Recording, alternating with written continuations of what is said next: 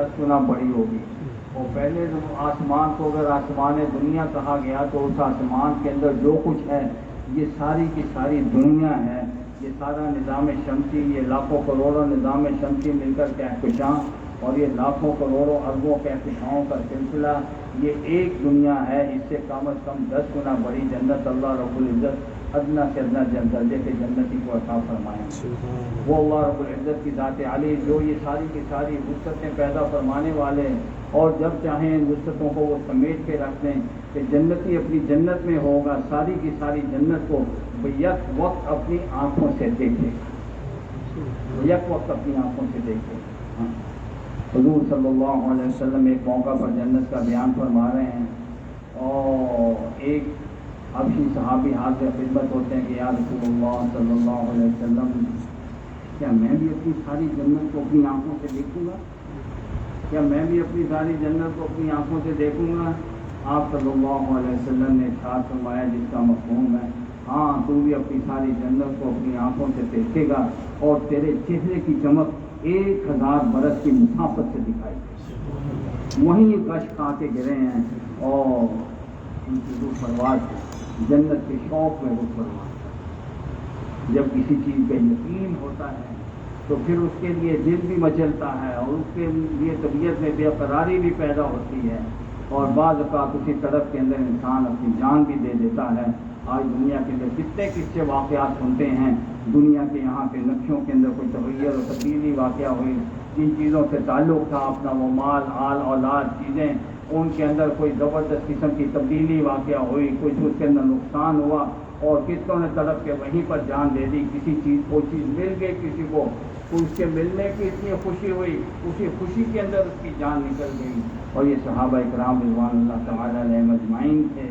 جو اللہ کے وعدوں پر یقین کرنے والے تھے. اللہ کے حبیب صلی اللہ علیہ وسلم کی باتوں کو صرف کان سے سننے والے نہ تھے، بلکہ کان سے سنتے ہوئے، زبانوں سے ادا کرتے ہوئے، اپنے دل کے اندر ان کو بٹھانے والے کہ اللہ کے کلام کے ایک ایک لفظ پر، اللہ کے حبیب صلی اللہ علیہ وسلم کے ایک ایک ارشاد پر ان کی روح مچل جاتی تھی، ان کا جسم جی جان ان کی طرف جاتی تھی. اور کتنوں نے اللہ کے حبیب صلی اللہ علیہ وسلم کے ارشادات کے اوپر اپنی جانیں قربان کر دیں، اور جانیں قربان کرتے ہوئے وہ جاتے جاتے اپنی کامیابی کا اعلان کر کے جاتے تھے رب کعبہ کی قسم میں کامیاب ہو. وہ اللہ پاک کی ذات عالی جس نے ساری کائنات کو پیدا فرمایا، وہ اللہ رب العزت جو ساری طاقتوں عظمتوں کے مالک ہیں، وہ اللہ رب العزت کی ذات عالی جس کے سامنے کوئی ناممکن نہیں ہے، اللہ رب العزت کی ذات عالی جس کے سامنے کچھ مشکل نہیں ہے. جو چاہیں جب چاہیں جیسے چاہیں ان کا چاہ لینا ہی اس چیز کا وجود ہے. بھلے وہ اس کائنات کی مخلوق کسی بھی مخلوق کے اعتبار سے، بھلے یہ مختلف قسم کے اجسام جو ان فضاؤں کے اندر تیرتے پھرتے ہیں، یہ چاند سورج ستارے ان کے اعتبار سے، بھلے اس میں جو زندہ مخلوقات ہیں، کہیں چرند پرند ہیں، اور کہیں پر انسان ہیں، کہیں جانور ہیں، کہیں ہواؤں میں اڑنے والے ہیں، یہ تو کچھ مخلوقات ہیں جو ہمارے آپ کے سامنے ہیں، ہمارے آپ کے علم میں ہے. اللہ رب العزت کی جانتے ہیں کہ کتنی مخلوقات اس نے پیدا فرمائی ہیں، کہاں کہاں پر کیسی کیسی مخلوقات ہیں. ساری کی ساری مخلوقات کو وہی پیدا فرمانے والے ہیں، اور پیدا فرما کر اللہ رب العزت کی ذات عالی کسی سے غافل نہیں ہے. ہر گھڑی ہر آن ہر ایک کو دیکھتے ہیں، ہر ایک کو دیکھتے ہیں. بڑی سے بڑی مخلوق، بڑی سے بڑی مخلوق، بھلے وہ فرشتے ہوں، کسی فرشتے کا ناخن اتنا کہ ساری دنیا کے سمندروں کا پانی اس میں انڈیل دیا جائے، ایک قطرہ نیچے نہ ٹپکے، کسی کے سر پہ انڈیل دیا جائے، قطرہ نیچے نہ ٹپکے، کسی کے کندھوں کی مسافت مشرق سے لے کر مغرب تک کا فاصلہ اس کے سامنے ہیج پڑ جائے. اتنے بڑے بڑے فرشتوں کو پیدا فرمایا. اللہ رب العزت ان کو بھی جانتے ہیں، ان کی بھی سنتے ہیں، ان کو بھی دیکھتے ہیں. چھوٹی سے چھوٹی مخلوقات جو اس دنیا کے اندر حشرات الارض، بہت باریک چیونٹیاں، اور ان سے بھی چھوٹے کیسے کیڑے مکوڑے بعض اوقات ہمیں آنکھ سے دکھائی دیتے ہیں. اور اس کے علاوہ کتنے ایسے حشرات الارض ہیں جو ننگی آنکھ سے دکھائی نہیں دیتے، بلکہ آج سائنس والے عدسوں کی مدد سے مختلف چیزوں مشینوں کی مدد سے ان کو دیکھ پاتے ہیں. ان کے اندر بھی اللہ رب العزت نے جان پیدا فرمائی. اللہ پاک کی ذات عالی کسی ایک سے بھی غافل نہیں ہے. ساری کی ساری مخلوقات بیک وقت اپنی اپنی زبان میں، سارے کے سارے انسان بیک وقت اپنی اپنی زبان میں بولیں، اپنی اپنی چاہت کا اظہار کریں، اپنی اپنی ضرورتوں کا اظہار کریں، اپنی اپنی خواہشات کا اظہار کریں، اپنی اپنی چاہت کو مانگیں۔ اللہ رب العزت کی ذات علی ساری مخلوقات کی بیک وقت سنتے ہیں اور ہر ایک کی پورا کرنے پہ قادر ہیں، اور سب کی پورا کرنے پہ اللہ رب العزت کے خزانوں میں ایک ذرہ برابر بھی کمی واقعہ نہیں ہوتی، کہ جیسے سمندر میں سوئی کا ناکا ڈبو کے نکالا جائے، اس میں جو قطرہ سما جائے، اس سے سمندر میں کوئی کمی واقعہ ہو جائے تو ہو جائے، اللہ رب العزت کے خزانوں میں تو اتنی کمی بھی واقعہ نہیں۔ وہ اللہ رب العزت کی ذات عالی، وہ اللہ رب العزت کی ذات عالی جو ساری قوتوں اور طاقتوں کے مالک ہیں، قوتوں اور طاقتوں کے مالک ہیں، اور وہ اس پر قادر ہیں کہ اپنی نافرمانی کرنے پر جب چاہے کسی کی پکڑ فرما لیں، لیکن قربان جائیے اس کے علم پر، اس کی بردباری پر اور اس کے تحمل پر کہ اللہ رب العزت کی ذات عالی اس ساری کی ساری کائنات کو پیدا فرمایا، براہ راست یا بالواسطہ انسان کی خدمت میں لگایا، ان ساری چیزوں سے انسان براہ راست یا بالواسطہ فائدہ اٹھا رہا، اور اس انسان کو اللہ رب العزت کی ذات عالی نے احکامات عطا فرمائے، اور احکامات انتہائی مختصر عطا فرمائے، کوئی لمبے چوڑے احکامات نہیں عطا فرمائے۔ ایک مغربی ملک میں جانا ہوا، ایک شخص بڑا پڑھا لکھا تھا، کہنے لگا کہ آپ کا دین تو بہت اچھا لیکن بڑا مشکل۔ کیسے مشکل ہے؟ کہتا ہے اتنی بڑی آپ کی آسمانی کتاب ہے جو آسمانی وحی ہے، اور اس کے اندر نہ جانے کتنے احکامات ہوں گے، اتنے احکامات کو پورا کرنا کیسے ممکن؟ تو ساتھیوں نے عرض کیا تو بھائی اس کے اندر 6600 سے زائد کچھ آیات ساری کی ساری ہوں گی، اتنے ورسز ہوں گے، جن میں سے علماء کرام ہمارے جو اسکالر ہیں وہ بتلاتے ہیں کہ 500 کے لگ بھگ آیات ہیں جو احکامات سے متعلق بھی۔ باقی تو سارے قرآن کے اندر اللہ رب العزت کی ذات عالی نے اپنی عظمت اور بڑائی کو بیان فرمایا، اپنی توحید کو، اپنی وحدانیت کو، اپنی صفات کو بیان فرمایا، اپنے کرم کو، اپنے فضل کو، اپنی رحمت کو، اپنے رحمان ہونے کو، اپنے رحیم ہونے کو، اپنے رؤوف ہونے کو، اپنے حنان و منان ہونے کو، اپنے ستار و غفار ہونے کو، اپنی صفات کو اللہ رب العزت کی ذات عالی نے بیان فرمایا۔ اور اس کے ساتھ پہلے انبیاء کرام علیہ السلام کی تشریف آوری، اپنی امتوں کے اندر ان کی محنت، اور ان کی محنت سے تھوڑے سے لوگوں کا ماننا، باقیوں کا انکار کرنا، مطیع اور فرما برداروں کا بیڑا پار ہونا اور نافرمانوں کا ہلاک اور برباد ہو جانا، ان سارے کے سارے واقعات کو بیان فرمایا۔ اور اس دنیا سے جانے کے بعد جو موت، قبر، آخرت کی زندگی آنے والی ہے، اس کے احوال کو ارشاد فرمایا۔ اور اللہ رب العزت نے اپنی اطاعت و فرما برداری کرنے والوں کے لیے جو آرام دہ، جو ان کے لیے اللہ رب العزت نے انعامات کا ٹھکانہ بنا رکھا ہے، اس جنت کو بیان فرمایا۔ اور اپنے نافرمانوں کی پکڑ اور ان کی سرزنش کے لیے اللہ رب العزت نے جو سزا کا ٹھکانہ جہنم بنا رکھا ہے، اس کو بیان فرمایا۔ تو یہ سارے کا سارا قرآن ان مختلف مضامین سے بھرپور ہے۔ اللہ رب العزت نے ان ساری چیزوں کے ذریعے انسان کو ترغیب دی، اپنے رب کی اطاعت کی، اس کی فرما برداری کی، اور 500 کے لگ بھگ آیات کے اندر جو احکامات عطا فرمائے ہیں، وہ بھی ہمارے جو علماء ہیں، اسکالرز ہیں، وہ بتلاتے ہیں کہ شاید 100 کے لگ بھگ احکامات ہیں جو تکرار کے ساتھ بعض احکامات کو بار اہتمام کے لیے اللہ رب العزت کی ذات عالی نے ارشاد فرمایا، اور بہت کم ان کی تعداد ہے۔ اور ان میں سے بھی بہت سے احکامات تو ایسے ہیں کہ جو انسان خود اس کی ضرورت محسوس کرتا ہے، اسلام نے جو احکامات عطا فرمائے ہیں کوئی ایسی غیر فطری چیز نہیں ہے، جو انسان کی فطرت ہے، اللہ رب العزت کی ذات عالی اس کو بنانے والے ہیں، وہ جانتے ہیں کہ اس کی سرشت میں کیا ہے،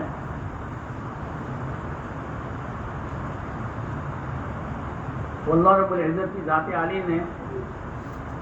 وہی احکام عطا فرمائے۔ اب جیسے بڑے چاہتے ہیں کہ ہماری عزت کی جائے، چھوٹوں کو حکم دیا کہ بڑوں کی عزت کرنا، اور جیسے چھوٹے چاہتے ہیں کہ ہمارے ساتھ کوئی نرمی کا معاملہ اور مہربانی کا، محبت کا معاملہ کیا جائے، بڑوں کو کہا کہ چھوٹوں کے ساتھ شفقت کا معاملہ کرنا۔ اب شوہر چاہتا ہے کہ بیوی میری اطاعت کرے، تو عورت کو بتلا دیا کہ اپنے شوہر کی اطاعت کرے، اپنے نفس کی حفاظت کرے اور فرائض کو ادا کر لے، جس دروازے سے چاہے جنت کے اندر داخل ہو جائے۔ عورت چاہتی ہے کہ شوہر میری اچھے طریقے سے دیکھ بھال کرے، تو شوہر کو بتلا دیا کہ اپنے بیوی بچوں کی ضرورت پہ جو کچھ تو خرچ کرے گا، کل جب تیرا نامہ اعمال تولے جائیں گے تو نیکیوں کے پلڑے میں سب سے پہلے وہ مال رکھا جائے گا جو اپنے بیوی بچے کی ضرورت پہ خرچ کیا ہو۔ جو انسانوں کی چاہت، اس کو اللہ رب العزت کی ذات عالی نے اس کو دین بنا دیا، تو دین کو اللہ نے مشکل نہیں بنایا، دین کو اللہ رب العزت نے آسان بنایا،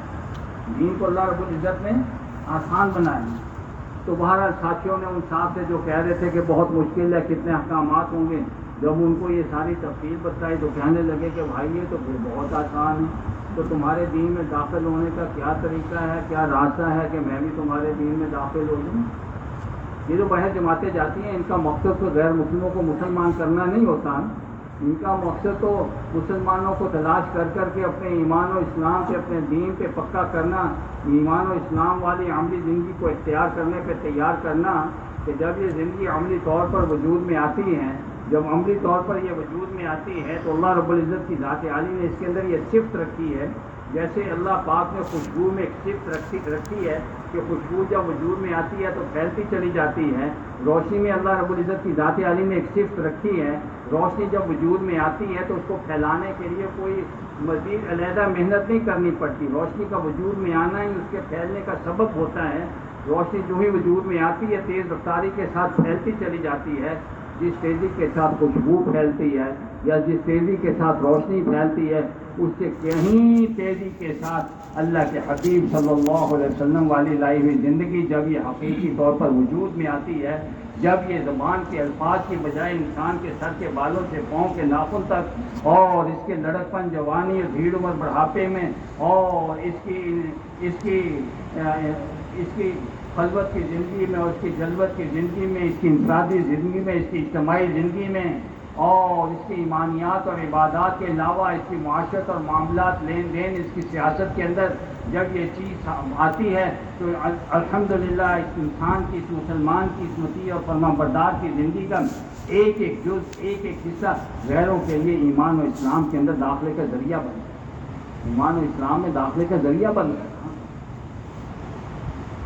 تو بھائی اپنے خالق اور مالک کو پہچاننا، اپنے خالق اور مالک کو پہچاننا، وہ اللہ رب العزت کی ذات عالی جو ایسی کریم ذات ہے، ساری زندگی اس کی نافرمانی کرنے والا، ساری زندگی اس کی نافرمانی کرنے والا، کسی گھڑی کسی آن اس کے سامنے توبہ طائب ہو جائے، کسی گھڑی کسی آن اس کے سامنے ندامت اختیار کر لے اور اس کے سامنے اپنی شرمندگی کا اظہار کر دے، اس سے معافی کا طلبگار ہو، بھلے یہ خلوت میں ہو کہ جلوت میں ہو، بھلے یہ کسی بھری مجلس کے اندر بیٹھے بیٹھے اس کے دل کی کیفیت بن جائے، یا بھلے تنہائی کے اندر کہیں بیٹھا ہو، اور اسی ندامت اور شرمندگی کے احساس سے اگر کہیں اس کی آنکھ سے مکھی کے سر جیسا کانسو کا قطرہ بھی نکل گیا، شاید اتنا سا قطرہ نکل کے بہہ بھی نہ پائے، وہیں پر تحلیل ہو کر وہ ہوا کے اندر اڑ جائے۔ اللہ رب العزت کی ذات عالی ایسی کریم ذات ہے کہ اس کے پچھلے سارے گناہوں کو معاف فرماتی ہے۔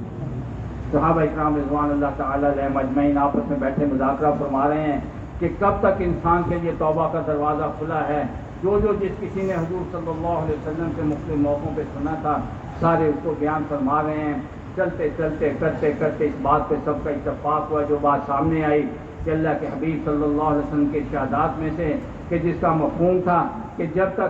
تک انسان وہ موت کی کیفیت کے اندر مبتلا نہیں ہوتا، کیا کہتے ہیں وہ موت کے غرغرہ، جس کو جب آدمی کا سانس ٹوٹتا ہے، وہ موت کا غرغرہ جب آخرت کے احوال اس کے سامنے کھلتے ہیں، موت کا فرشتہ اس کے سامنے ظاہر ہو جاتا ہے، اس وقت کے آنے سے پہلے کسی گھڑی کسی آن یہ توبہ کر لے، اللہ رب العزت کی ذات علی اس کی توبہ کو قبول فرمائے۔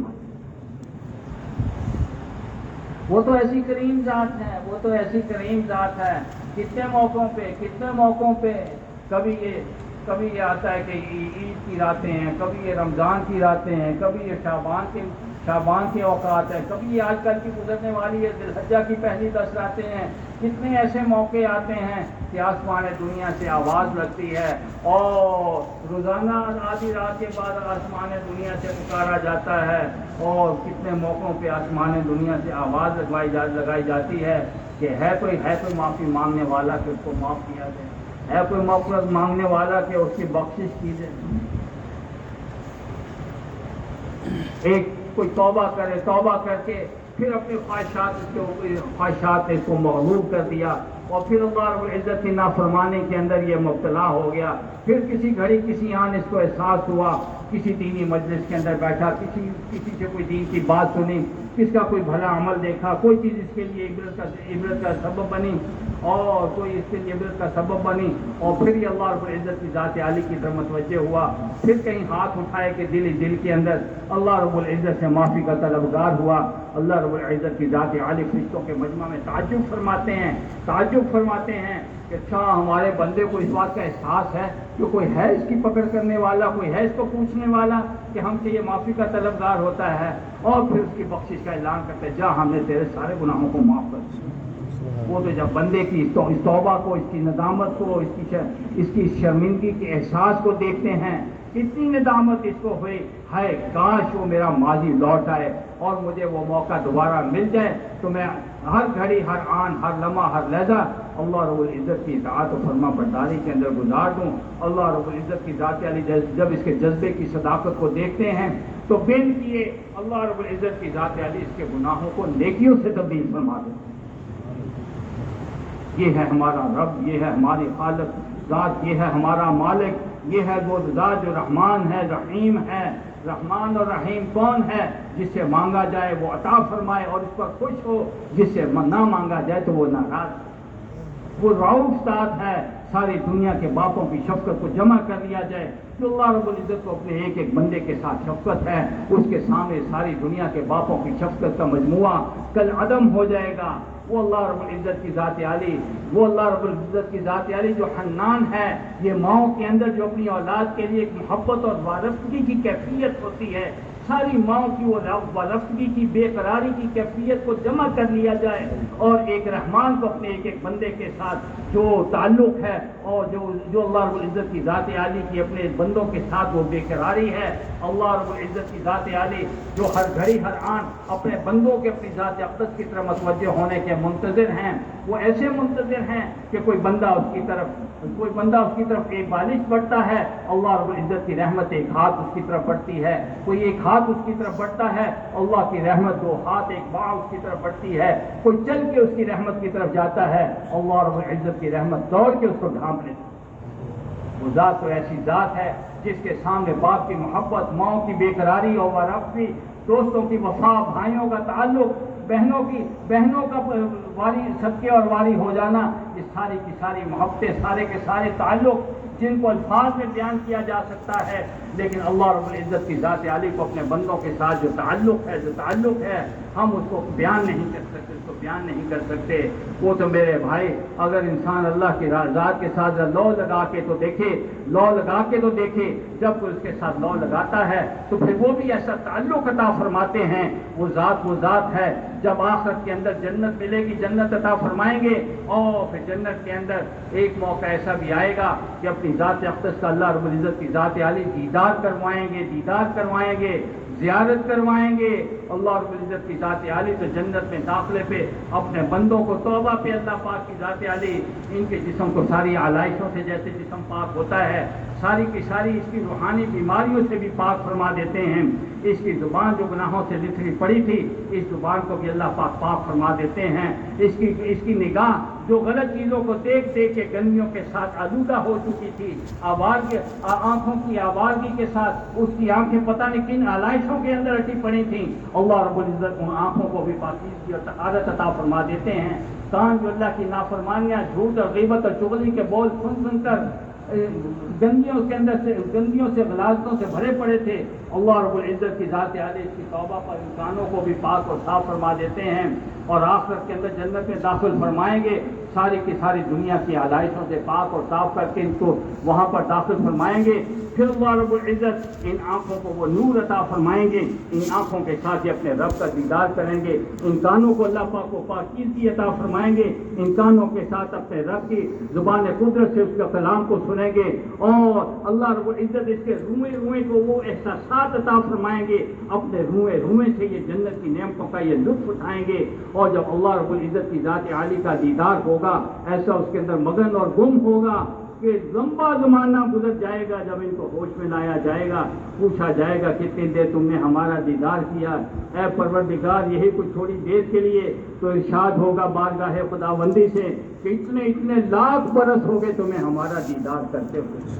وہ اللہ رب العزت کی ذات عالی جس کے دیدار پر ساری کی ساری جنت اس کے دل و دماغ سے محو ہو جائے گی، حالانکہ وہ جنت ایسی جنت کہ اس کا کوئی ایک نظارہ ساری جنت کا ایک نظارہ نہیں، اس جنت کی کسی ایک نعمت کا نظارہ، اس جنت کی کسی ایک نعمت کے ایک جز کا نظارہ اللہ پاک نے اس کا جی بہلانے کے لیے وہاں پر جو اس کے لیے حوریں اس کی بیویاں تیار کر رکھی ہیں، اور جب ان کے ساتھ اس کا ٹکراؤ ہوگا تو اس کو دیکھے گا، اس کے رخسار کو دیکھے گا تو اس میں ایسی کشش کہ 40 برس اس کے رخسار کو دیکھتا چلا جائے گا، جس میں اس کو اپنا عکس دکھائی دے گا، اس کے جسم کو دیکھے گا تو اس کے جسم کے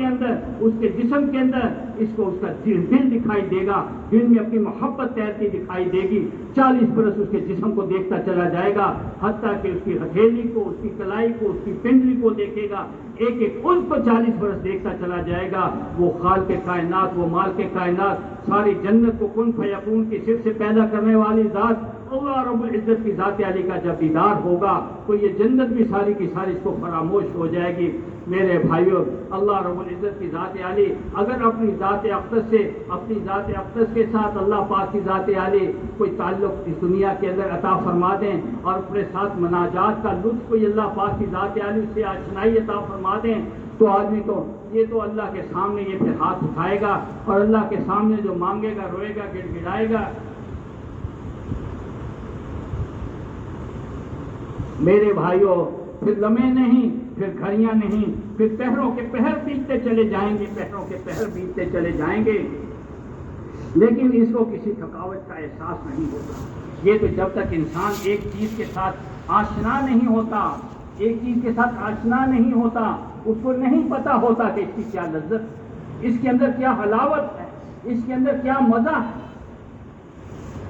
دنیا کے کتنے ایسے پھل ہوں گے بعض ممالک کے اندر، کوئی ایسے کھانے پینے کی چیزیں ہوں گی جو ہم آپ نے نہیں چکھی تو ہمیں اس کا اندازہ نہیں ہوگا۔ کتنے دنیا کے اندر ایسے پھل، ایسی چیزیں موجود ہیں کہ آدمی جب اس کو چکھتا ہے تو بس پھر اسی کا ہو کے رہ جاتا ہے۔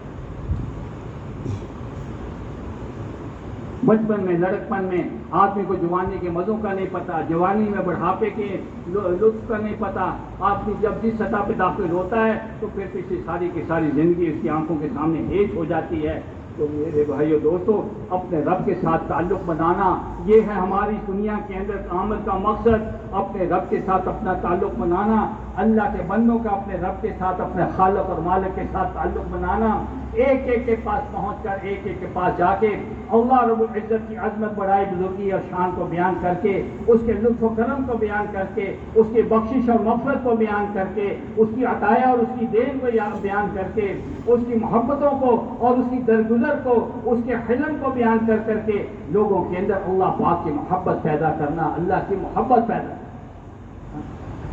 بشارت دی گئی ان لوگوں کو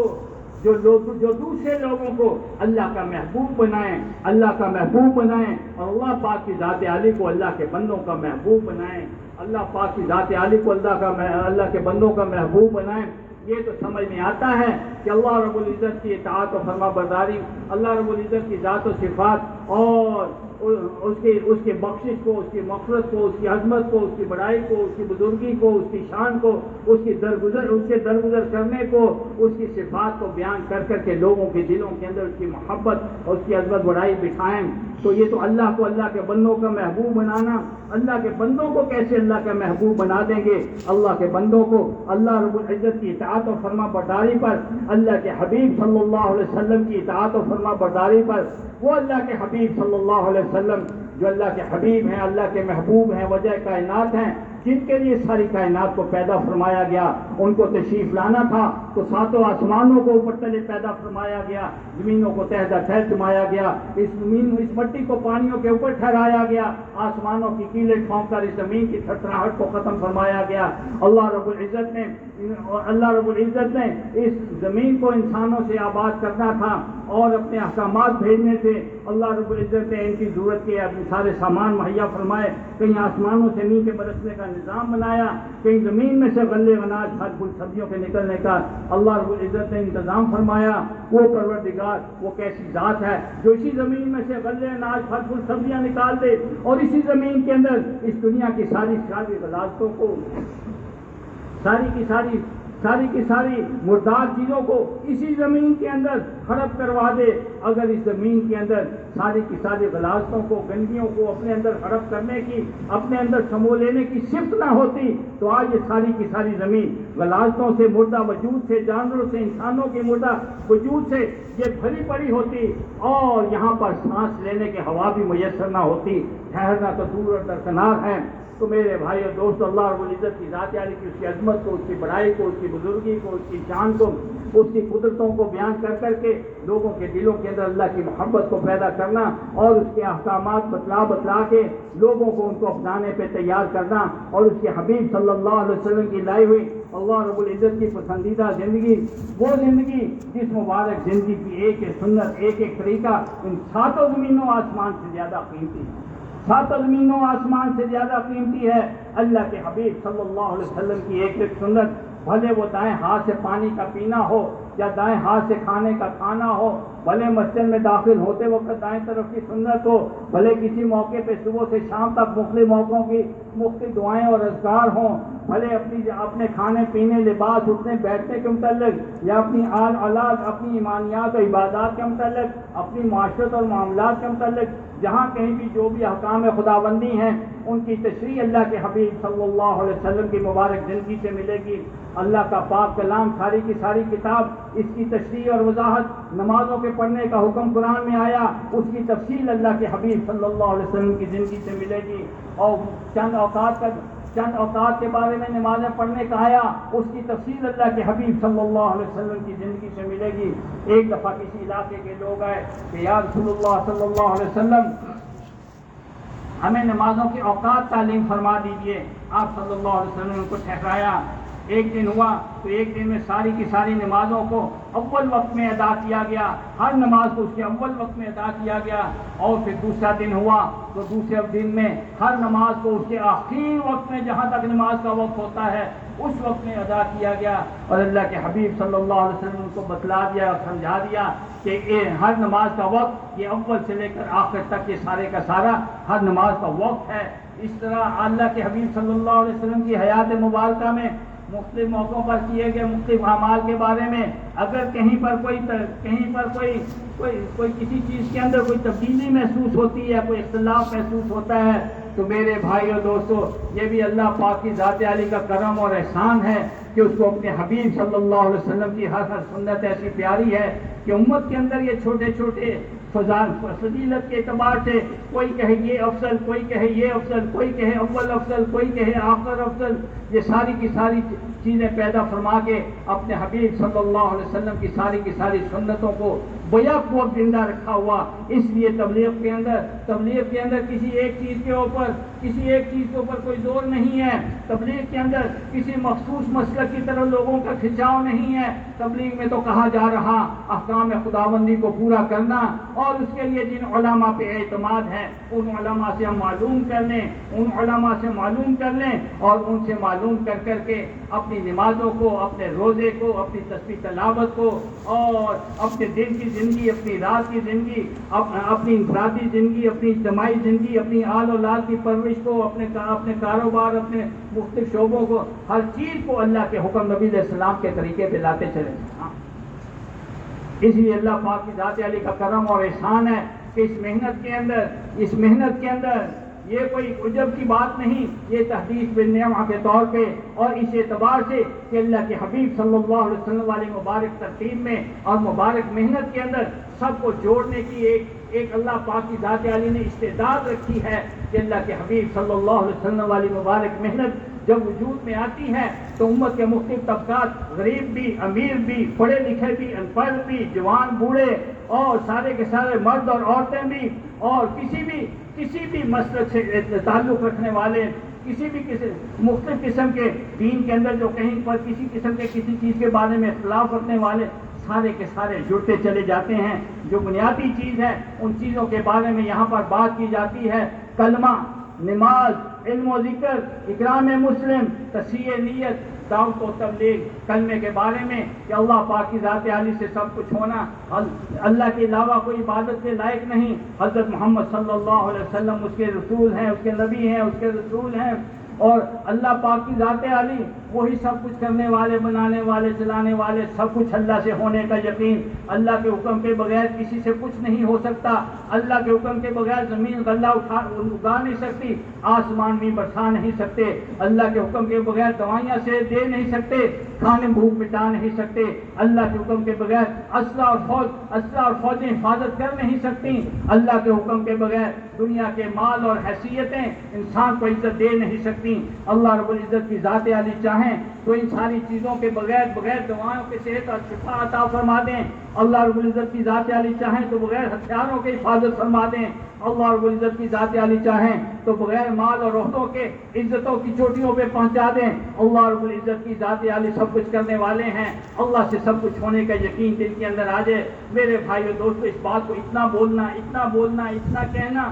کہ کہتے کہتے زبان کا یہ بول کانوں کے راستے دل کے اندر اترتا چلا جائے اور ہر چیز کو اسی نگاہ سے دیکھتا چلا جائے۔ زمین سے یہ پودے اللہ پاک نے اپنی قدرت سے پیدا فرمائے، اور زمین کو کھول کے دیکھو، اس میں نہ کوئی رنگ نظر آئے گا، نہ بو، نہ کوئی ذائقہ، اور اسی زمین میں سے طرح طرح کے پودے، کسی کے پتوں کے اندر گہرا سبز پن ہے، کسی کے پتوں میں ہلکا سبز پن ہے، کسی کے پتوں کے اندر نوکیلا پن ہے، کسی میں گولائی ہے، کسی پہ ایک رنگ کے پھول، کسی پہ دوسرے رنگ کے پھول ہیں، کسی کا کچھ ذائقہ، کسی کا کچھ ذائقہ، یہ سب اللہ پاک نے اپنی قدرت سے پیدا فرمایا ہے، وہی سب کچھ کرنے والے ہیں۔ ایک ایک کو بتانا، ایک ایک کو سمجھانا، حتیٰ کہ دوسروں کو سمجھاتے خود انسان اللہ رب العزت کی ذات عالی کے سامنے گڑ گڑاتا چلا جائے۔ اے پروردگار، لوگوں کو تیری ذات اقدس کا تعارف کراتا پھرتا ہوں، اے اللہ مجھے بھی اپنی ذات عالی کا، اے اللہ اپنی ذات عالی کی معرفت نصیب فرما دے، اپنا تعلق نصیب فرما دے، اے اللہ لوگوں کے دل میں تیری محبت بٹھانے کی کوشش کرتا ہوں، مجھے بھی اپنی محبت کے ساتھ، اے اللہ میرے دل و دماغ کو بھی اے اللہ اپنی محبت سے سرشار فرما دے۔ اللہ پاک کی ذات عالی کا تعارف اللہ کے بندوں میں کروانا، اور تنہائیوں میں اللہ کے سامنے اسی بات کو مانگنا، رونا اور گڑ گڑانا، اور اللہ کے حبیب صلی اللہ علیہ وسلم کی اطاعت و فرما برداری کے لیے کہ وہ اللہ کے حبیب ہیں، اللہ کے رسول ہیں، وہ طریقہ زندگی لے کر آئے ہیں جس کے اندر اللہ رب العزت نے دنیا آخرت کی ساری کامیابیوں کو چھپا کے رکھا ہے۔ ایک ایک کے پاس جا کے اللہ کے حبیب صلی اللہ علیہ وسلم کے احسانات بتلا کے کیسے اس امت کے لیے انہوں نے مشقتیں برداشت کی ہیں۔ وہ تو اللہ کے حبیب تھے، وہ تو بخشائے تھے، بالفرض اگر کوئی خطا ہو بھی جائے تو خطا ہونے سے پہلے ان کی معافی کے وعدے تھے، لیکن اللہ کے حبیب صلی اللہ علیہ وسلم نے اللہ کا پیغام پہنچانے میں اور اللہ کے بندوں کو بھٹکے ہوئے راستے سے صحیح راستے پہ لانے کے لیے نہ دن کی گرمی کو دیکھا، نہ راتوں کی ٹھنڈک کو دیکھا، نہ طوفان اور باد باران ان کا راستہ روک پائے۔ گرمی میں، سردی میں، دھوپ میں، بارش میں، دھوپ اندھیرے میں، اور چمکتے سورج کی روشنی میں، دھوپ کے اندر اللہ کے حبیب صلی اللہ علیہ وسلم مکہ مکرمہ کی گلیوں میں بھی پھرے ہیں، مکہ مکرمہ کے گرد و نواح سے جو کعبہ سے گزرے ان کے پاس بھی تشریف لے گئے ہیں، اور جہاں ان کے اکٹھ ہوتے تھے اور تاز و مجنہ کے بازاروں میں، ذی المجاز کے میلوں ٹھیلوں میں، اور اس زمانے کے ان کے حج کے موقع پر مینا کی گھاٹی کے اندر جو لوگ بھی آتے تھے ان کے ایک ایک کے خیمے پر پہنچ کر اللہ کے حبیب صلی اللہ علیہ وسلم اللہ کا پیغام پہنچاتے ہیں۔ آپ صلی اللہ علیہ وسلم کے پیچھے آپ کا چچا ملعون ابو لہب وہ آوازیں لگاتا پھرتا ہے، اور کتنے لوگ آپ صلی اللہ علیہ وسلم کو ستاتے ہیں، اور وہ طائف کی گھاٹی کے اندر تو پہنچ کر وہاں پر آپ صلی اللہ علیہ وسلم کو پتھر مار کر ایسا لہو لہان کرتے ہیں کہ جس میں عطر کا خون بہتے بہتے آپ صلی اللہ علیہ وسلم کے پاؤں تک پہنچتا ہے۔ آپ صلی اللہ علیہ وسلم نے بیک وقت مختلف جہتوں پر محنت فرمائی ہے۔ اپنے گھر کے اندر آپ صلی اللہ علیہ وسلم نے دعوت چلائی، گھر میں اماں خدیجہ رضی اللہ تعالیٰ عنہ ایمان لائیں، اور آپ کے بھتیجے آپ کے چچا کے بیٹے حضرت علی رضی اللہ تعالیٰ عنہ جو آپ کی کفالت میں تھے، یہ بچے تھے چھوٹی عمر کے، یہ بھی ایمان لائے، اپنے خاندان والوں کے اندر دعوت چلائی اور ان کے لیے بعض کا ضیافت کا بھی اہتمام کیا۔ ایک دفعہ دو دفعہ انہوں نے کسی ہیلے کے ساتھ اس موقع کو ضائع کیا، پھر ان کے اندر بھی آپ صلی اللہ علیہ وسلم نے دعوت چلائی اور پھر صفا کی پہاڑی پر کھڑے ہو کر پورے شہر والوں کو بلایا اور ان کے اندر آپ صلی اللہ علیہ وسلم نے دعوت دی مختلف جہتوں پہ، اپنے گھر میں، اپنے خاندان میں، اپنے محلے، اپنے شہر میں، ارد گرد کے علاقوں آبادیوں میں جہاں تک پہنچ پائے خود وہاں تشریف لے جا کر اور دوسرے ملکوں میں ان کے حکمرانوں تک اپنے اللہ کے حبیب صلی اللہ علیہ وسلم نے اپنے نام لیواؤں کو اپنے دعوت نامے دے کر مختلف ممالک کے جو حکمران تھے ان کی طرف بھی دعوت دے کر بھیجا۔ آج کی یہ موجودہ نقل و حرکت محنت کوشش کے اندر کیا اصول ہیں؟ یہ کوئی انسانی من گھڑت اصول نہیں ہے، یہ قرآن و حدیث سے لیے گئے اللہ کے حبیب صلی اللہ علیہ وسلم کی زندگی سے اخذ کیے ہوئے اصول ہیں۔ جیسے اللہ کے حبیب صلی اللہ علیہ وسلم نے محنت فرمائی ہے، گھر کے اندر محنت، اپنے خاندان میں محنت، اپنے محلے میں محنت، اپنے شہر میں محنت اور ارد گرد کے علاقوں پر محنت اور دور دراز کے علاقوں دوسرے ملکوں تک محنت۔ آج اس تبلیغ کے اندر بھی مختلف اعمال کے ذریعے سے، کہیں پر گھر میں تعلیم کے حلقوں کے ذریعے سے، گھر میں دین کے مذاکروں کے ذریعے سے گھروں کے اندر دعوت کا اہتمام ہے، کہیں پر محلے میں گشتوں کے ذریعے سے سارے محلے والوں کو جوڑ کر اللہ کے ساتھ جوڑنے کا، اللہ کی اطاعت و فرما برداری پہ پڑھنے کا اور اپنے دنیا میں آنے کے مقصد کو سمجھنے کا، اللہ کے حبیب صلی اللہ علیہ وسلم کے اتباع میں اللہ کی راہ میں نکلنے کے لیے کوشش، محنت اور اہتمام ہے اور ان کو تیار کیا جا رہا ہے۔ کہیں دوسرے گشتوں کے ذریعے سے اور سروزہ کے ذریعے سے اپنے شہر کے ارد گرد کے علاقوں میں، اپنے شہر کے دوسرے محلوں میں، اپنے شہر اپنی بستی کے ارد گرد کے علاقوں میں، چند کی کوس کے علاقوں تک جا کر لوگوں کے اوپر محنت کر کے ان کو اپنے رب کے ساتھ جوڑنے کا، اللہ کے حبیب صلی اللہ علیہ وسلم کی اتباع پہ تیار کرنے کا، اپنے زندگی میں آنے کے مقصد کو سمجھنے کا اور اس کے لیے اپنی جان مال اوقات کو لگانے کا اہتمام کیا جا رہا۔ اور کہیں چلے 4 مہینے سالن روم ملک کی جماعتوں کے ذریعے سے پورے ملک کے اندر دور نزدیک کے علاقوں تک پہنچ کر وہاں پر اس محنت کی کوشش ہے اور وہاں کے لوگوں تک اس بات کو پہنچانے کی کوشش ہے۔ اور کہیں بیرون ملک کی جماعتوں کے ذریعے سے اللہ کے حبیب صلی اللہ علیہ وسلم کا اتباع کرتے ہوئے جیسے آپ صلی اللہ علیہ وسلم نے امت کو اس رخ کے اوپر ڈالا تھا اور کیسر و کسرا تک اپنے دعوت نامے بھجوائے تھے، اسی طرح سے دوسرے علاقوں کے اندر بھی اللہ کے حبیب صلی اللہ علیہ وسلم اس دعوت کو پہنچانے کا اہتمام ہے۔ اس تبلیغ کے کام کے اندر یہ موٹی موٹی چیزیں، کلمہ، نماز کے اوپر پوری امت کا اتفاق ہے، نماز کے اوپر پوری امت کا اتفاق ہے، اس سے کسی کو انکار نہیں۔ ہاں جیسے جن علماء پہ اعتماد ہے، جیسے بتاتے ہیں ویسے پڑھ لیں بھائی، اس کے اندر تبلیغ میں کوئی ایسا نہیں کہا جاتا کہ ایسے ہی کرنا ہے، ایسے نہیں کرنا۔ بھائی نماز کو پڑھنے والے ہوں، نماز وہ جو مسلم اور غیر مسلم کے درمیان فرق کرنے والی چیز ہے، نماز وہ جو اللہ پاک کی طرف سے ہر گھڑی ہر آن اس کو رحمتیں دلانے والی ہیں اور اللہ کے خزانوں سے نماز کے ذریعے ساری حاجتیں اس کی پوری کروانے والی ہے۔ اس نماز کے لیے سب کو تیار کرنا اور اس نماز کے 100% لوگوں کو نماز پہ لانے کی کوشش کرنا۔ میرے بھائیوں، دوستوں، بزرگوں، آخرت میں جو سب سے پہلے حساب ہوگا وہ نماز کا حساب ہوگا۔ نماز کسی کی اچھی نکل آئی، باقی اعمال بھی اچھے نکلیں گے، اور اگر خدا نخواستہ نماز کے اندر کوئی کمی ہوئی تو پھر باقی اعمال میں تو اور بھی زیادہ کمی ہوگی۔ اللہ کے حبیب صلی اللہ علیہ وسلم نے کیسے فرمایا، کیسے بتایا،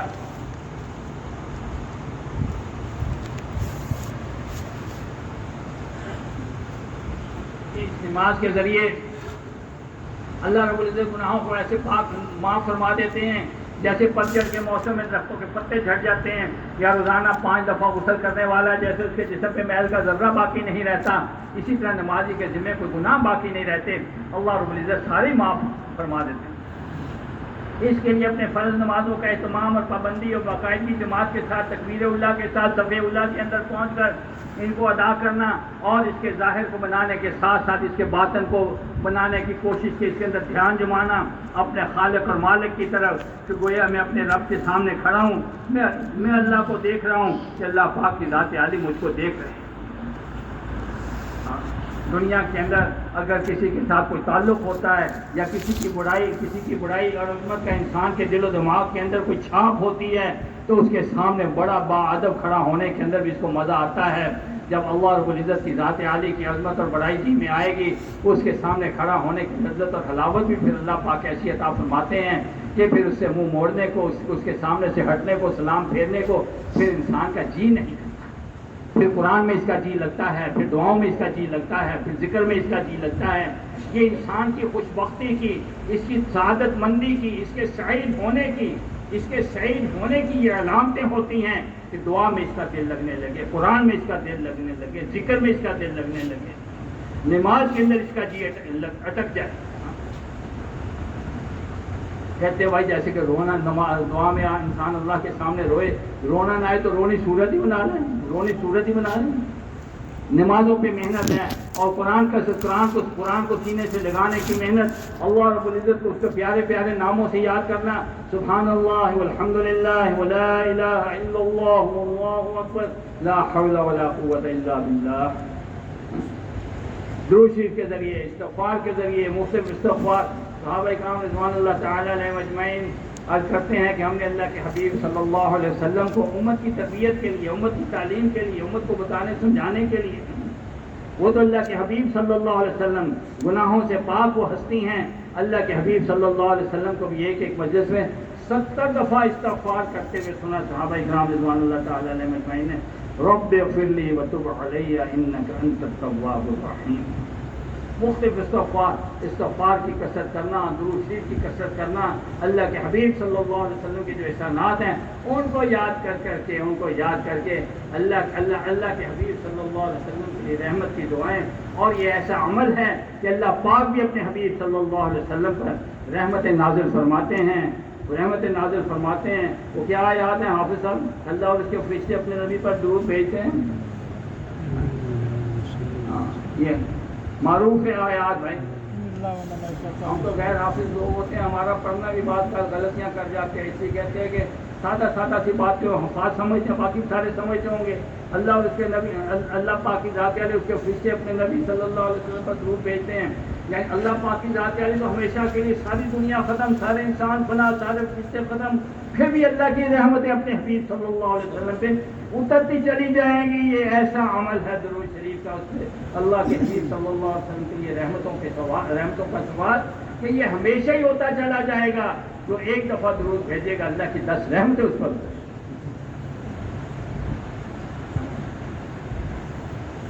دوسروں کے ساتھ بھلا سلوک کرنا, دوسروں کے ساتھ خیر خواہی, دوسروں کے ساتھ بھلا سلوک کرنا. کہ مسلمان تو ہے ہی وہ کہ جس کے ہاتھ زبان سے کسی کو نقصان نہ پہنچے. دوسروں کی خیر خواہی, دوسروں کی بھلائی, کسی کے کام آ جانا, کسی کو پانی پلا دیا جنت میں ایک درجہ بلند ہو جائے گا. جتنا زمین و آسمان کی درمیانی مسافت اس کے قدر ایک درجہ بلند ہو جائے گا. کسی کو کھلا دیا کل آخرت میں اللہ پاک اس کو کھلائیں گے, کسی کو پلا دیا کل اللہ پاک اس کو پلائیں گے, کسی کو کپڑا پہنا دیا جب تک اس کا دھاگا اور تار بھی اس پہننے والے کے جسم پہ باقی ہے, یہ اللہ پاک کی حفاظت میں رہے گا. اور بعض بندے سے اللہ پاک سلام فرمائیں گے آخرت میں کہ اے بندے تو نے ہمیں کھلایا نہیں, پلایا نہیں. ایسا بندہ عرض کرے گا, پروردگار تیری ذات ان ساری کی ساری ضرورتوں سے تقاضوں سے بالا تر ہے, پاک ہے. اے میرے بندے تو فلاں کے پاس جاتا, اگر اس کو کھلاتا, اس کو پلاتا, اس کی ضرورت کو پورا کرتا, ایسے ہی تک گویا تو نے مجھ کو یہ پہنچایا. تو میرے بھائیو دوستو تیز گر دیکھنا, یہ صحابہ کرام رضوان اللہ تعالیٰ علیہ مجمعین کے واقعات. حضرت ابوبکر صدیق رضی اللہ تعالیٰ عنہ راتوں کے اندھیروں میں کیسے جا کے ضرورت مندوں کے کام کراتے تھے. سیدنا عمر فاروق رضی اللہ تعالیٰ عنہ گزرنے والے کافروں میں کسی ضرورت مند کی ضرورت کا سامان کیسے اپنی پیٹھ پہ لاد کر اس کو پہنچا دیتے تھے. اور دیگر صحابہ کرام رضوان اللہ تعالیٰ علیہ مجمعین کیسے اپنا پیٹ کاٹ کے خود بھوکے رہ کے دوسروں کو کھانا کھلا دیتے تھے. حضرت امام زین العابدین رضی اللہ تعالیٰ عنہ اپنی پیٹ پہ لوگوں کی ضرورت کا سامان اٹھا کے, بیسیوں نہیں سینکڑوں گھرانے تھے جہاں ان کی ضرورت کا سامان پہنچاتے تھے. میرے بھائیوں دوستوں تبلیغ میں یہ باتیں 6 نمبر کہتے ہوئے تو ان کو بیان کرنا, ترغیب دیتے ہوئے تو دوسروں کو اس پہ تیار کرنا, اور خود اپنی انفرادی زندگی کے اندر اس کو اپنانا, اس کو اختیار کرنا. یہ نہیں کہ سخاوت کے لیے بہت مالدار ہونا ضروری ہے, نہیں. کتنے صحابہ اکرام رضوان اللہ تعالیٰ علیہ مجمعین ایسے بھی ہیں اور جو محنت مزدوری کر کے کماتے تھے, صدقہ کرنے کے لیے کہ صدقے کے فضائل ہم کو بھی حاصل ہو جائیں، اور بعض موقعوں پر کسی کی محنت مزدوری کے ساتھ تھوڑا سا کما کے اللہ کی راہ میں دیا گیا مال، اللہ کے حبیب صلی اللہ علیہ وسلم نے اس کو ڈھیروں مال کے اوپر بکھیر دیا کہ ایسا برکت والا رحمت والا مال ہے، سارے مال کے اوپر یہ حاوی ہے۔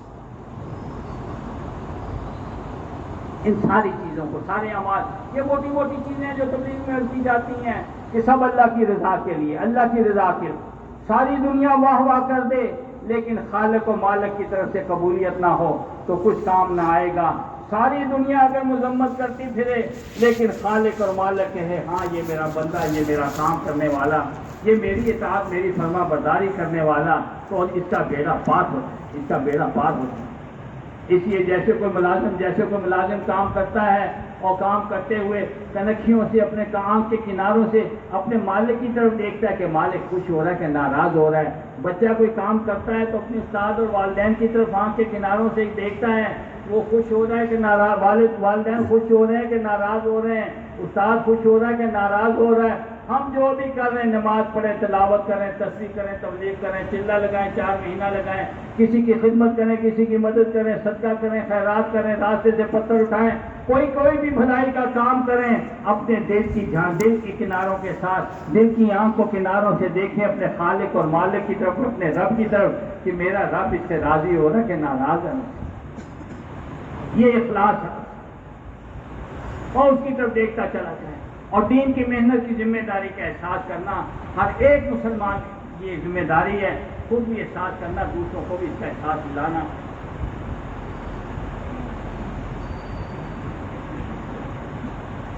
تو یہ بھائی سارے کا سارا تبلیغ کا کام، اللہ رب العزت کی ذات عالی کا تعارف کروانا، ہر چیز کے اندر اللہ کے حبیب صلی اللہ علیہ وسلم کی سنتوں کو اپنانا، سنت کو اپنانا۔ دیکھو جیسے عرض کیا گیا، اپنے گھر میں بھی محنت ہے، محلے میں بھی محنت ہے، شہر میں بھی محنت ہے، ارد گرد کے علاقوں میں بھی محنت ہے، گشت کے ذریعے، بیرونی گشت کے ذریعے، سروزے کے ذریعے، چلہ 4 مہینے کے ذریعے، 7 مہینے کی جماعتوں کے ذریعے، اور اسی طرح مختلف طبقات کے اوپر بھی آپ وقت محنت فرمائی ہے۔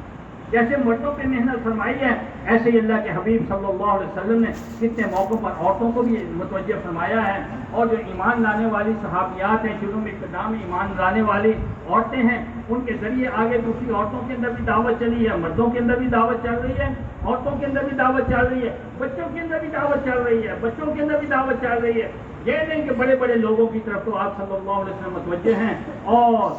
چھوٹے درجے کے لوگوں کی طرف متوجہ نہیں ہیں۔ مکہ مکرمہ کے سرداروں نے، اگر قریش نے آپ صلی اللہ علیہ وسلم کو ٹھکرایا تو اس وقت کے جو غربا تھے، یاسر رضی اللہ تعالیٰ عنہ، حضرت بلال رضی اللہ تعالیٰ عنہ،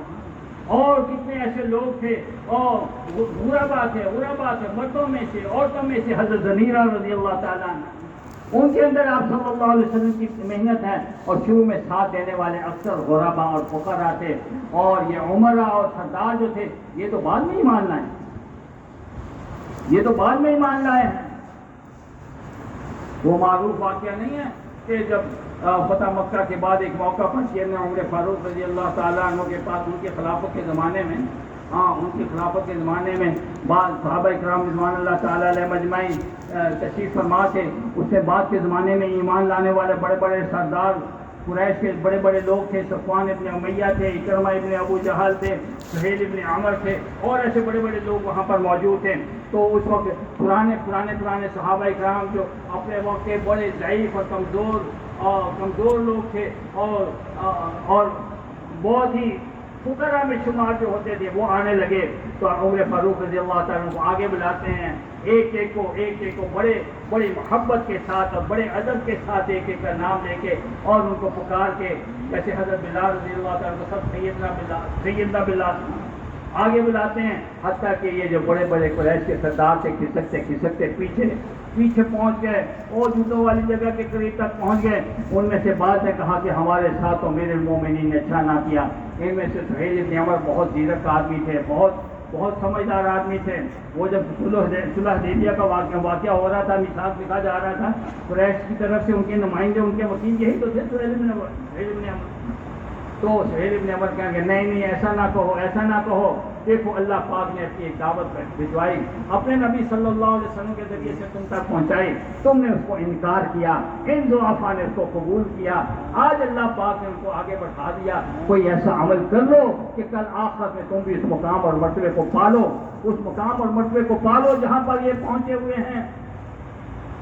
تو انہوں نے پھر حضرت عمر فاروق رضی اللہ تعالیٰ عنہ کی خدمت میں عرض کیا، تو سیدنا عمر فاروق رضی اللہ تعالیٰ عنہ نے وہ شام کے علاقوں کی طرف اشارہ کیا، جاؤ وہاں پر جو جہاد ہو رہا ہے، جو جہاد ہو رہا ہے اعلاء کلمت اللہ کے لیے، یہ اعلاء کلمت اللہ کے لیے جب مسلمان نکلتے تھے دعوت دیتے تھے اور ان کو کہتے تھے کہ تم بھی ہمارے جیسے ہو جاؤ، اگر نہیں قبول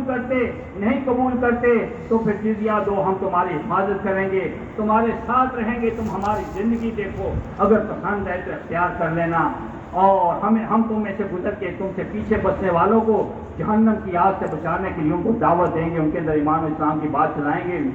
جو قبول کر لیتے وہ ہم جیسے جو دعوت دینے والے کہتے ہیں اگر قبول کر لو گے تو تم ہمارے جیسے، تمہارے وہ سارے حقوق ہوں گے، اگر جزیہ دو گے، ہمیں گزرنے دو گے، ہم پیچھے دعوت دیں گے، تمہاری حفاظت کریں گے، اگر نہ قبول کرتے ہو نہ جزیہ دیتے ہو، آگے گزرنے کا راستہ نہیں دیتے تو پھر تلوار فیصلہ کرے گی۔ پھر وہاں پر قتال ہوتا تھا، ایمان لاتے ورنہ پھر وہاں پر قتال ہوتا۔ تو حضرت عمر فاروق رضی اللہ تعالیٰ نے شام کے علاقوں کی طرف اشارہ کیا کہ جاؤ وہاں چلے جاؤ، وہاں چلے جاؤ۔ تو پھر اس وقت مکہ مکرمہ سے کتنے گھرانے یہ نکلے ہیں؟ 40 کے قریب گھرانے نکلے تھے، تقریباً 40 کے قریب گھرانے نکلے ہیں، جس میں سے سہیل ابن عمر بھی تھے رضی اللہ تعالیٰ عنہ، اکرمہ ابن ابو جہل بھی تھے رضی اللہ تعالیٰ عنہ، اکرمہ کے بیٹے بھی تھے رضی اللہ تعالیٰ عنہ۔ اور کہتے ہیں کہ مکہ مکرمہ کے اندر کوئی بھی ایسا انسان نہ تھا جو ان کو رخصت کرنے کے لیے باہر نہ آیا ہو، اور لوگوں کی آنکھوں سے آنسو بہہ رہے تھے کہ تم تو مکہ مکرمہ کی ساری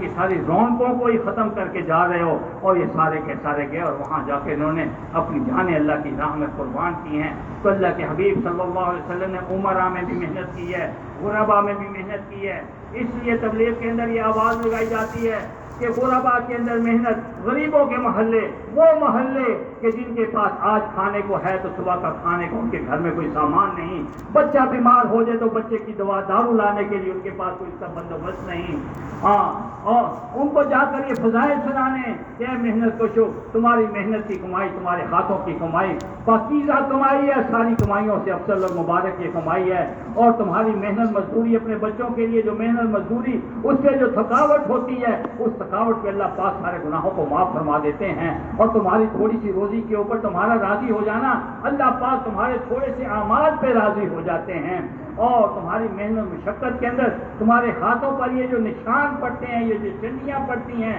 کل حشر کے میدان میں یہ نشان ایسے چمکیں گے جیسے نمازی کی محراب اس کے نماز کے نشان چمکیں گے، یا شہید کے زخموں کے نشان چمکیں گے، اسی طرح سے تمہارے یہ محنت مزدوری کے نشان چمکیں گے۔ ان کو جا کے حوصلہ دے کے غربا کے اندر محنت کرنا، عمرہ کو بھی نہیں چھوڑنا، عمرہ کا بھی حضور صلی اللہ علیہ وسلم نے اکرام فرمایا، سارے طبقات کے اندر محنت ہے، اور نوجوانوں کے اندر خاص طور پہ اللہ کے حبیب صلی اللہ علیہ وسلم کی محنت ہے، یہ نہیں کہ بڑی عمر والوں میں محنت ہے نوجوانوں کو چھوڑ دیا، نوجوانوں میں اللہ کے حبیب صلی اللہ علیہ وسلم کی خصوصی محنت ہے، یہ سارے کے سارے نوجوان ہی تو تھے، عبداللہ ابن عمر رضی اللہ تعالیٰ عنہ، عبداللہ ابن عباس رضی اللہ تعالیٰ عنہ، عبداللہ ابن مسعود رضی اللہ تعالیٰ عنہ، عبداللہ ذی المجادین رضی اللہ تعالیٰ عنہ، مصعب بن عمیر رضی اللہ تعالیٰ عنہ، عبداللہ ابن جعفر رضی اللہ تعالیٰ عنہ، اور مدینہ منورہ میں بھی سارے کے سارے ابنائے افرا، وہ جو ابو جہل کو مارنے کے لیے اس کے پیچھے لگتے تھے، معاذ تھے، معوذ تھے، عوف تھے، وہ ام افرا کے غالباً 5 بیٹے تھے جو اس وقت اس بدر کی جنگ کے اندر شریک تھے۔ اس طرح نوجوانوں کے اندر محنت، اور مدینہ منورہ میں شروع میں ایمان لانے والوں میں اسد بن زرارہ رضی اللہ تعالیٰ عنہ جو پہلی دفعہ مینا کی گھاٹی میں 6 گئے ہیں، ایمان لائے ہیں، ان میں پیش اسد بن زرارہ رضی اللہ تعالیٰ عنہ تھے، دوسری دفعہ یہ 12 کو لے کر گئے ہیں، تیسری دفعہ 72 کو لے کر گئے، اور جب آپس کا سارا مکالمہ ہوا سب سے آخر میں اسد بن زرارہ رضی اللہ تعالیٰ عنہ ان 72 کو پختہ کرنے والے اور حضور کے ہاتھ سے بیعت کرنے کے لیے تیار کرنے والے تھے۔ اس لیے کہتے ہیں کہ نوجوانوں کو متوجہ کرنا، جو انبیاء کرام نے ان کا ساتھ ان کی عورتوں نے بھی دیا. اللہ نے ان کی تعلیمات کو بڑھایا اور چمکایا, اور نوجوانوں نے انبیاء کرام علیہ السلام کا ساتھ دیا. ان کے ذریعے بھی اللہ پاک نے انبیاء کرام علیہ السلام کی محنت کو آگے بڑھایا اور چلایا. آج بھی اللہ کے حبیب صلی اللہ علیہ وسلم کی تعلیمات کو وجود میں لانے کے لیے اور پوری دنیا میں اس کو پھیلانے کے لیے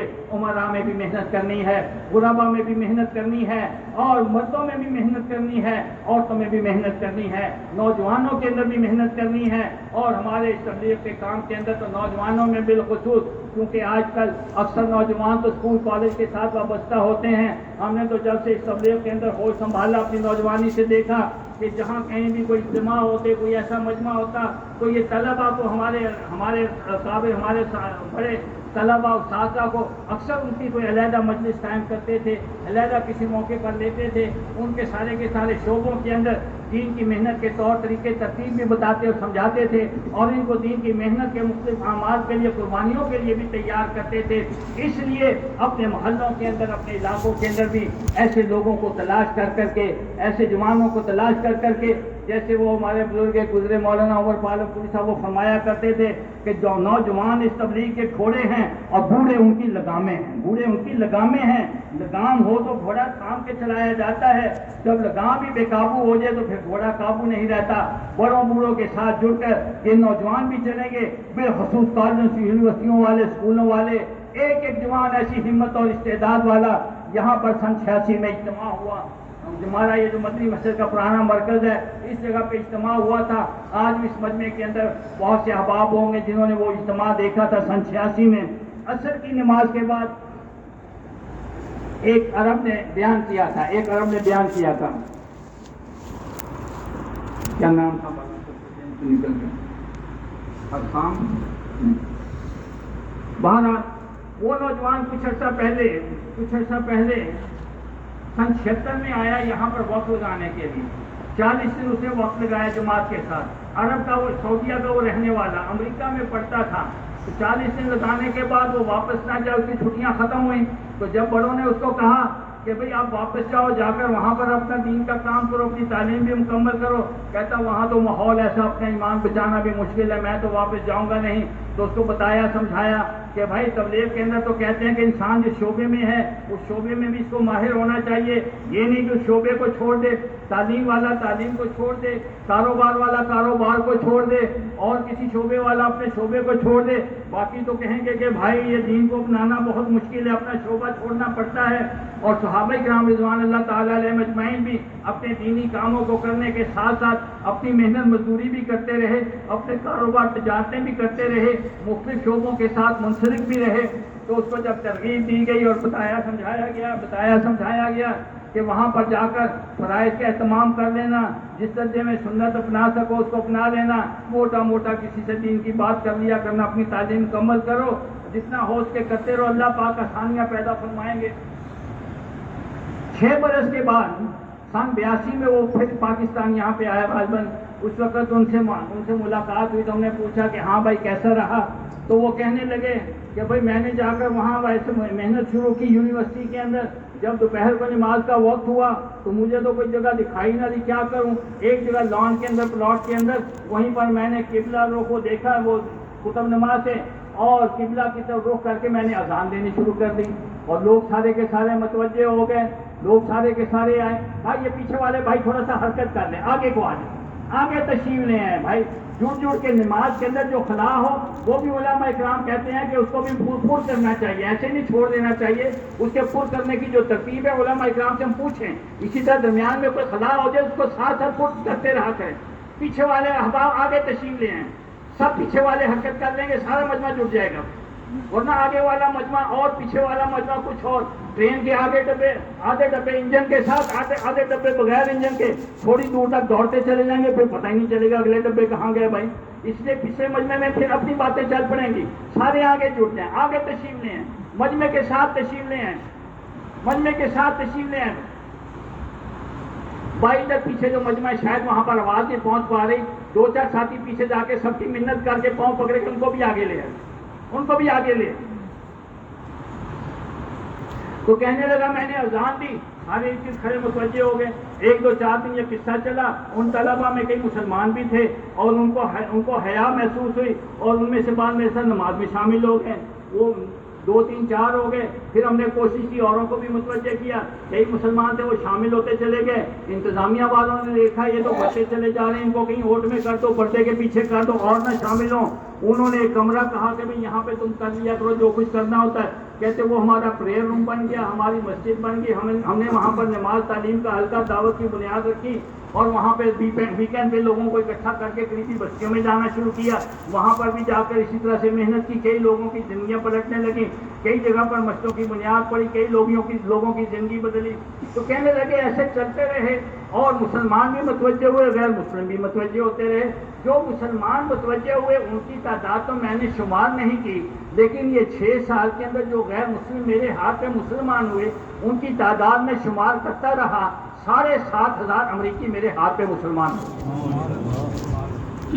اور کہنے لگا کہ 29 مسجدوں کا میں بانی بن چکا ہوں. 29 مسجدوں کا میں بانی بن چکا ہوں. ایک جوان کے اندر اللہ پاک نے یہ استعداد رکھی. اس لیے ہماری آبادیوں کے اندر، ہمارے محلوں کے اندر جتنے طلبا ہیں اور جتنے اساتذہ ہیں اس مجمع ملک کے اندر جو بھی جہاں پر بھی جو پہنچتا ہے، دنیا کے اعتبار سے بڑی سی بڑی حیثیت بھی جس کسی کو ملتی ہے وہ انہی اساتذہ کے ہاتھوں سے گزرتا ہوا جاتا ہے.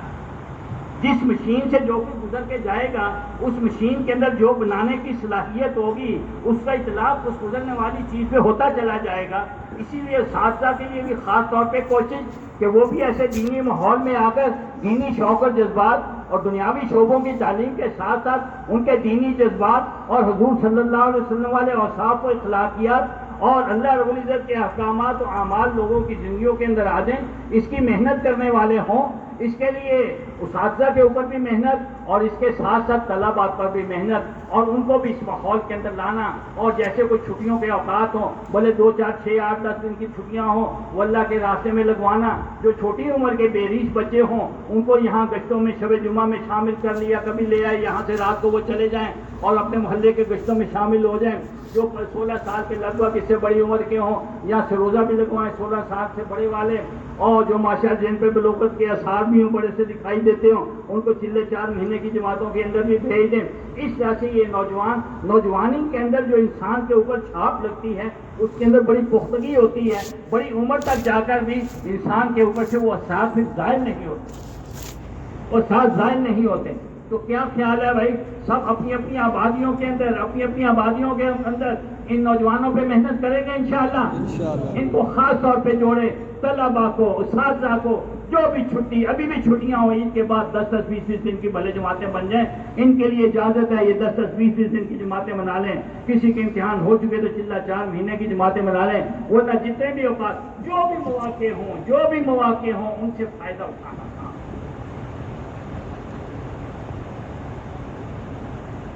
مولانا الیاس صاحب رحمۃ اللہ نے جب اس محنت کو چالو فرمایا،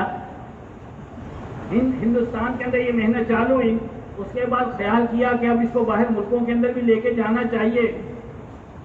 اس کے بارے میں سوچ بچار فرمائی تو سب سے پہلے حج کے موقع کے بارے میں سوچا کہ وہ ایسا مقام ہے کہ پوری دنیا سے مسلمانوں کے نمائندے وہاں پر پہنچتے ہیں. اگر وہاں پر یہ بات چل گئی تو ان کے ذریعے سے دنیا کے سارے ممالک میں یہ دعوت پہنچ سکتی ہے. تو مولانا الیاس رحمۃ اللہ علیہ نے اپنی زندگی میں حجاز مقدس میں اس دعوت کو پہنچانے کا بندوبست فرمایا اور وہاں سے یہ بات آگے پہنچی. الحمدللہ آج بھی حج کے موقع پر، حج کے مبارک موقع پر آج بھی اس وقت 10-20 جماعتیں یہاں سے، ہند و پاک سے بھی، بنگلہ دیش سے بھی اور دنیا کے مختلف ممالک سے، ترکی سے، ملائیشیا، انڈونیشیا سے، یورپ کے ممالک سے مختلف زبانوں والی مختلف جماعتیں حج کے موقع پر آنے والے سارے کے سارے مجمع پر محنت کرنے کے لیے کہ یہ ہمارا حج صرف ایک وقتی عمل نہ ہو، زندگی کے بدلنے کا، اور مکہ مکرمہ مدینہ منورہ سے حضور صلی اللہ علیہ وسلم والی مکی زندگی اور حضور صلی اللہ علیہ وسلم والی مدنی زندگی کو لے کے جانے کا سبب ہو. اور جیسے یہاں سے صحابہ اکرام رضوان اللہ تعالی علیہ مجمعین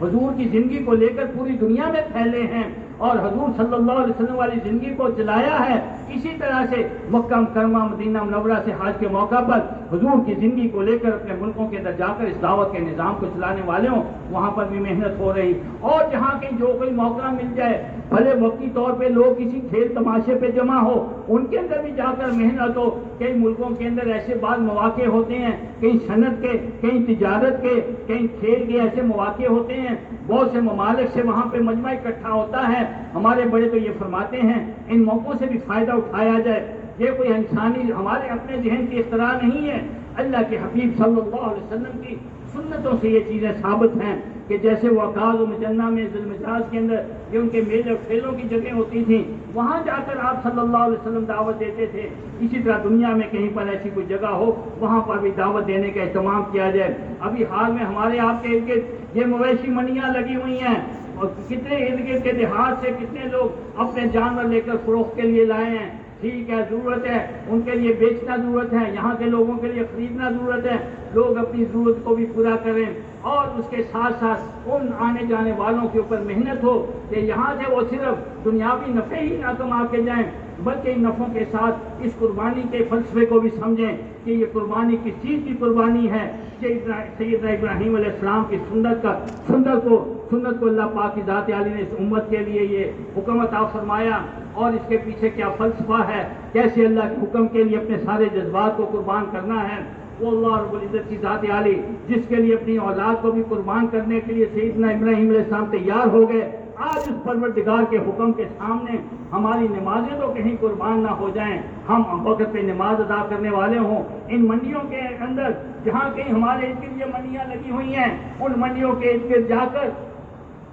ان منڈیوں میں جا کر وہاں پر دعوت کے حلقے لگائیں, تعلیم کے حلقے لگائیں, لوگوں کے اندر دین کا شوق اور جذبہ پیدا کریں. اور بھائی کسی کی تھوڑی سی خدمت کر کے, کسی کو چائے پانی قہوہ شربت روٹی کھانا بسکٹ چائے کھلا کے اور ان کو تھوڑا سا متوجہ کر لیا, اور بھائی دیکھو اس سے جو نفع ملے گا اس سے بھی فائدہ ہوگا, دنیا کی تھوڑی ضروریات پوری ہوں گی. لیکن نماز سے جو نفع ملے گا, دوسروں کے ساتھ بھلا سلوک کرنے سے جو نفع ملے گا, دوسروں کی خیر خواہی کرنے سے جو نفع ملے گا, اللہ کا کلام پڑھنے سے جو نفع ملے گا, دوسری تسبیح ذکر کرنے سے استغفار کرنے سے جو نفع ملے گا, اس سے دنیا کے بھی کام بنیں گے, موت قبر کی آخرت کی زندگی کی ساری گھاٹیوں سے اللہ پاک کی ذات علی پار فرما دیں گے. ہماری آپ کی تھوڑی تھوڑی محنت, ہم نے کسی منڈی کے اندر جا کر تھوڑی سی محنت کی, وہاں آنے والوں کا رخ پلٹ گیا, انہوں نے اپنے گاؤں میں جا کر محنت کی, پورے گاؤں کا رخ پلٹ گیا. ہمیں آپ کو پتہ بھی نہیں ہوگا کل حشر کے میدان میں جب نامہ اعمال ملیں گے, ان میں نہ جانے کس علاقے کی کس بستی کے کتنے لوگوں کی زندگیوں کے بدلنے کا, ان کے نماز روزے حج زکات کے ثواب لکھے ہوں گے. اے پروردگار یہ ثواب کہاں سے آ گیا, اے میرے بندے تو نے فلان جگہ پہ جا کر 4 بندوں کو چائے کا پیالہ پلا کے 2 بسکٹ کھلا کے ان کے ساتھ جو دین کی بات کی تھی, ان میں سے کچھ لوگ نمازی بنے, اپنی بستی میں جا کر انہوں نے اپنی بستی کا رخ پلٹا, ان کے ذریعے سے دین کا سلسلہ آگے چلا. ان کی اگلی نسل میں وہاں مدرسے بھی بن گئے, قرآن پڑھنے والے بھی بن گئے. ان سب کو اپنی اپنی جگہ پہ اجر و ثواب, اور سب کے اجر و ثواب کا مجموعہ ہم نے تیرے کھاتے کے اندر ڈال دیا. تو کریں گے سارے کے سارے اس کو بھی بھائی